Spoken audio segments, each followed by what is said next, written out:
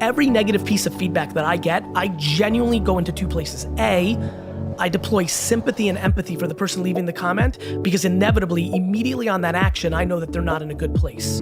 If you go to somebody else's social, consume it, and then spew hate, you're not in a good place. No.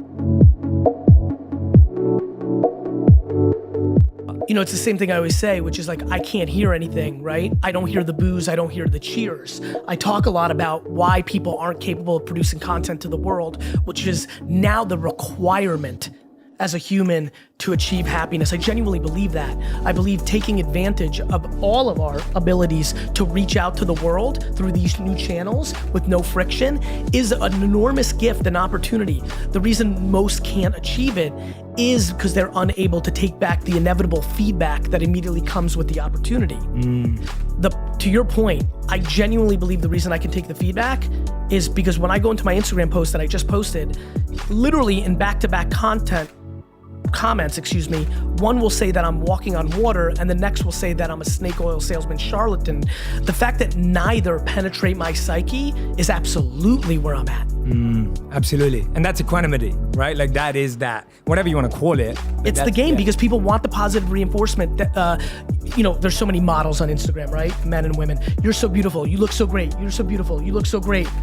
You're full of shit, you look fake. They're crushed because they take too much in that you look so great.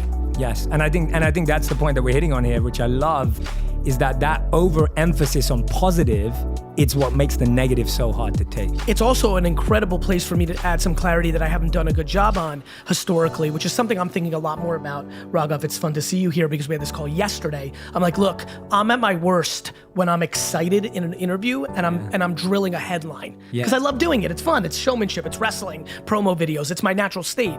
You know, I talk a lot about not giving a fuck about other people's opinions. It's also because I take the complete opposite approach, which is every negative piece of feedback that I get, I genuinely go into two places. A, I deploy sympathy and empathy for the person leaving the comment, because inevitably, immediately on that action, I know that they're not in a good place.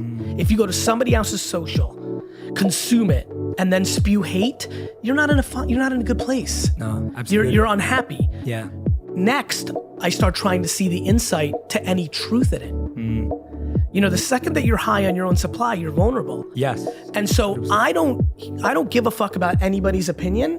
Ironically, I value everybody's opinion. I just synthesize it and then decide to take the good from it. Yes. By deploying empathy and sympathy to the deliverer of the, I'm stunned by our lack of conversation in society right now on this part. There's a lot of judgment and hot takes and comments. We need to judge the person delivering the message. Absolutely. Like how is your mother's opinion of you have the same weight as Anonymous 54's comment on Instagram? Yeah. That is ludicrous. Yeah, absolutely. In the same way of how does a coworker's opinion, you have to factor that in different than your mother, because your mother blindly thinks you're the best if you're lucky enough to have that mother, you know, and so it's super fast. It's just pulling from opposite directions. And I think, you know, I'm pulling so hard from opposite directions that my balance is coming in that.